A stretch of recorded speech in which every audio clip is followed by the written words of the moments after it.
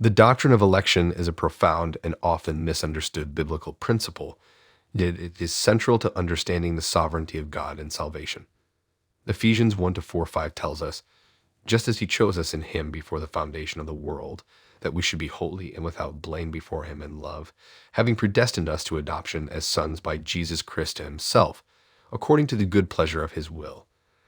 This passage highlights God's sovereign choice, made before the creation of the world, to save a people for himself, not based on their merits, but on his mercy and grace.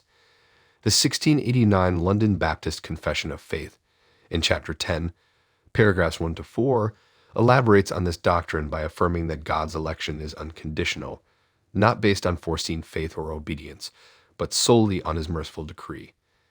This confession aligns with Romans 9:15-16, where it is written, "For he says to Moses, I will have mercy on whomever I will have mercy, and I will have compassion on whomever I will have compassion." So then it is not of him who wills, nor of him who runs, but of God who shows mercy.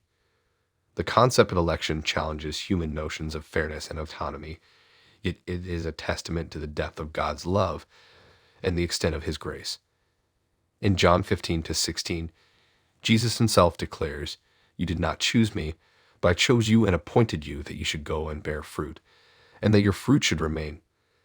This divine choosing is meant to lead to a life of fruitful service, rooted not in our strength, but in the enabling grace of God. Moreover, the doctrine of election comforts believers with the assurance of their salvation, as stated in 2 Timothy 1:9, who has saved us and called us with a holy calling, not according to our works, but according to his own purpose and grace, which was given to us in Christ Jesus before time began. This assurance stems from knowing that our salvation is secured by God's eternal purpose, not by our fleeting efforts.